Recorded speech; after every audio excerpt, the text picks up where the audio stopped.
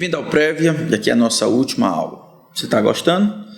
Então, procura a nossa secretaria e faz a sua matrícula, tanto presencial quanto online. Nosso desejo é ajudar você, preparando você para que você sirva bem a sua igreja, o mundo e até você mesmo.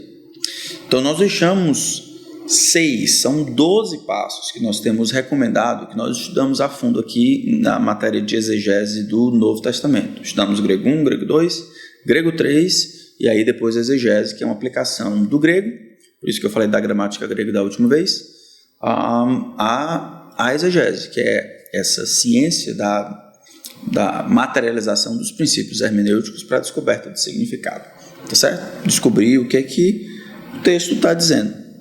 E aí nós olhamos a gênero, crítica textual, traduções, gramática grega, o diagrama do argumento, o fluxo do pensamento do autor. Depois olhamos contexto histórico-cultural com o objetivo de iluminar ou até ratificar a nossa interpretação. E agora nós vamos ver contexto literário, estudo de palavras, teologia bíblica, teologia histórica, teologia sistemática e teologia prática. Então, rapidamente, quando chegamos a esse ponto do contexto literário, o que é que eu quero fazer? Eu quero entender o papel dessa passagem dentro do livro como um todo. Dessa passagem dentro do livro como um todo. Dessa passagem dentro do livro como um todo. Por isso que o argumento vem antes. Eu olho o argumento antes e vejo como essa passagem ajuda nessa argumentação, dentro do livro como um todo. Qual é a cooperação, qual é a contribuição disso para a argumentação do autor. Se na minha leitura eu perceber que algumas palavras elas carregam um peso maior, as palavras às vezes, se são repetidas, funcionam como fatores de coesão. É como se fosse ilhóis que a gente coloca de um lado e do outro, um versículo aqui, para eu amarrar, dando coesão àquela unidade discursiva, aquele bloco de significado, certo? Então, eu preciso, se eu encontrar uma palavra assim, eu preciso estudá-la. Algumas palavras tiveram o favor de se tornarem termos técnicos. Então, você vai olhar justo. Justo quer dizer o quê? Tiago capítulo 5. Justo, a oração do justo muito pode em seus efeitos.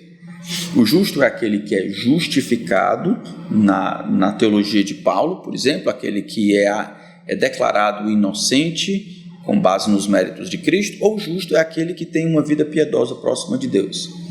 A gente tem que olhar no contexto e tem que definir essa palavra. Tem essas duas acepções, tanto pode significar piedade, quanto pode significar estar justo ou inocente. Então, se tem duas, a gente tem que definir qual das duas é. Então, um estudo de palavras são palavras que carregam significado, que o significado dela interfere e informa o significado de toda aquela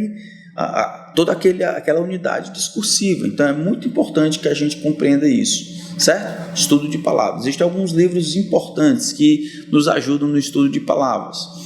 Existe o chamado BDAG, que é um léxico do grego, tanto do Novo Testamento quanto outras literaturas antigas. Existe o Louw-Eneida. Louw-Eneida são duas pessoas, que é um léxico, mas ele é dividido por campo semântico. Então, ele não está distribuído em ordem alfabética, mas em ordem de significado. Então, se existem palavras como mangar, xingar, ofender, denegrir, estariam todas juntas, porque elas têm um significado parecido, são divididas por campo semântico, elas têm isso. Então, é o Louw-Eneida. Se você não sabe inglês, tem outros, tem um léxico de uma capazinha cinza, tem a chave linguística do Novo Testamento. Todos esses vão ajudar de alguma forma a entender o significado dessas palavras dentro do seu contexto. Tem muitos também dicionários bíblicos que podem ajudar também. Se você morar perto da sede do seminário aqui em Fortaleza, você pode ter acesso a um material muito bom na nossa biblioteca. Todos esses que eu falei, muito mais, nós temos aqui. Então, estudo de palavras são importantes. Palavras que se repetem, palavras-chave, palavras que se tornaram termos técnicos, palavras que são pesadas, palavras que são, às vezes, incomuns, eu não sei o que ela significa, então vou precisar estudar. É aqui que a gente vai estudar os adjetivos, a quem se refere, aqui a gente vai estudar os particípios, os usos, as funções, é aqui, nesse passo do estudo de palavras. Terminado isso, olha só, eu terminei de lidar com o texto. De gênero, crítica textual, gramática grega, diagrama do argumento, contexto histórico, contexto literário, o estudo de palavras. Pronto, agora eu vou coletar esses dados e depois dessa coleta eu vou sumarizar. Importante isso. A exegese lida com a descoberta, lembra que a observação, a descoberta de dados. Depois eu preciso sumarizar. Quando eu sumarizo, eu ofereço uma teologia bíblica. Uma teologia bíblica. Aí eu sei que tem muitas maneiras de fazer teologia bíblica. Algumas pessoas vão dizer na Bíblia como um todo, aquele tema, aquele assunto, a Bíblia como um todo, em Tiago capítulo 4, por exemplo, sabedoria, a Bíblia como um todo, eu vou ver qual é a contribuição de Tiago em relação a Provérbios, Eclesiastes, os Salmos, ou Jó, ou coisas assim, e tudo isso pode ser feito. Eu só preciso compreender, ter uma definição correta de teologia bíblica e ser consistente. Teologia bíblica pode ser aquele ramo da teologia que lida em descrever nos próprios termos do autor o que ele quis dizer sobre aqueles temas. E aí ele não se propõe primariamente a dizer o que deve fazer, mas a dizer o que foi feito naquela época, certo? Então é mais informativo, histórico e descritivo. Por ser palavra de Deus, vai ter determinadas implicações, mas a dogmática, o que você deve fazer, vem posterior à teologia bíblica, o que foi feito, o que o texto sagrado informa sobre isso.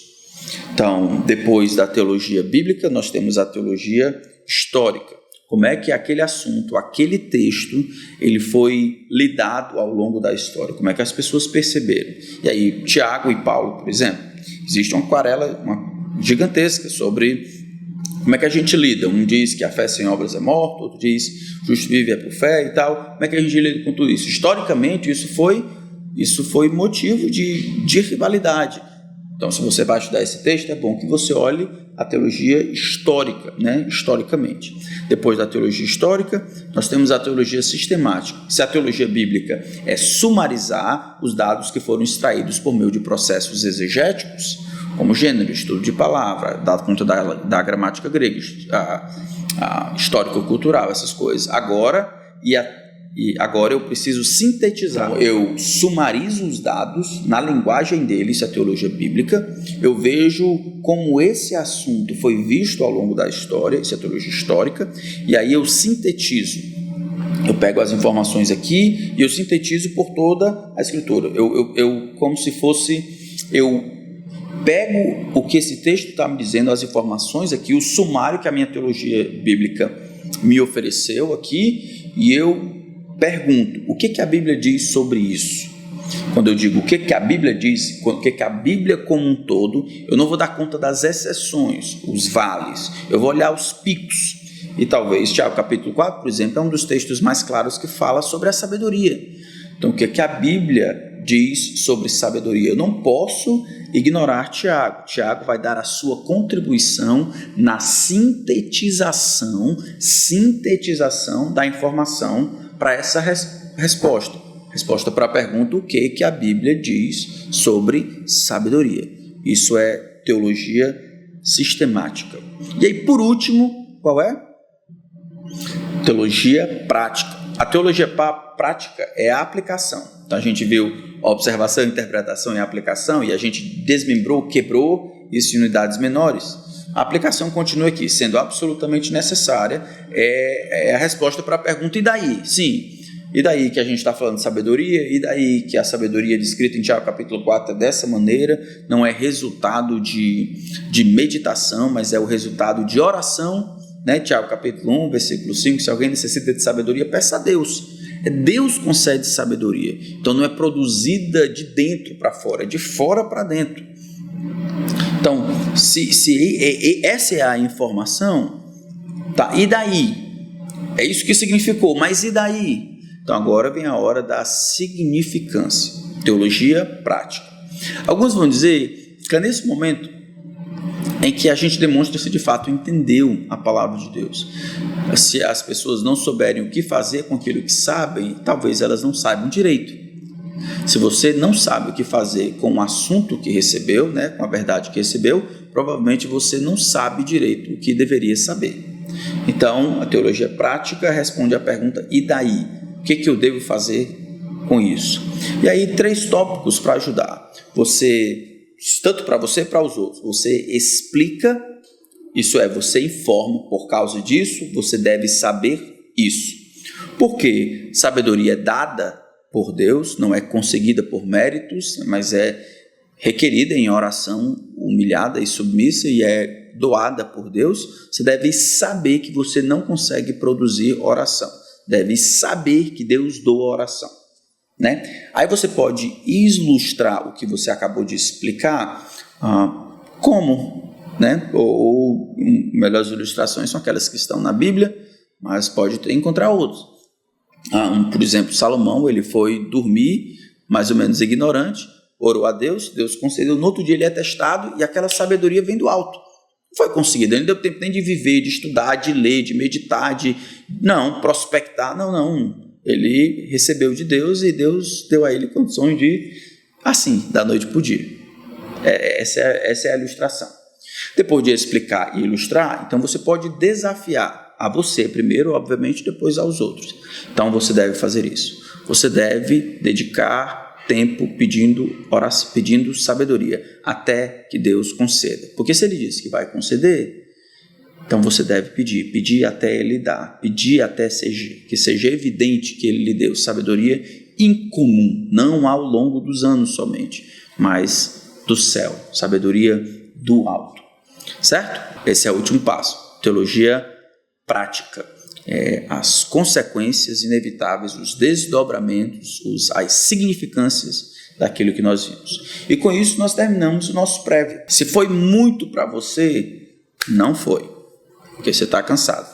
Mas, se foi pouco para você, seria um prazer nós estudarmos ao longo do semestre ou por meio aí do EAD na sua casa, os passos em detalhes, como nós podemos descobrir o significado do texto. Lembrando, o objetivo, mais do que informação intelectual, é transformação de vida.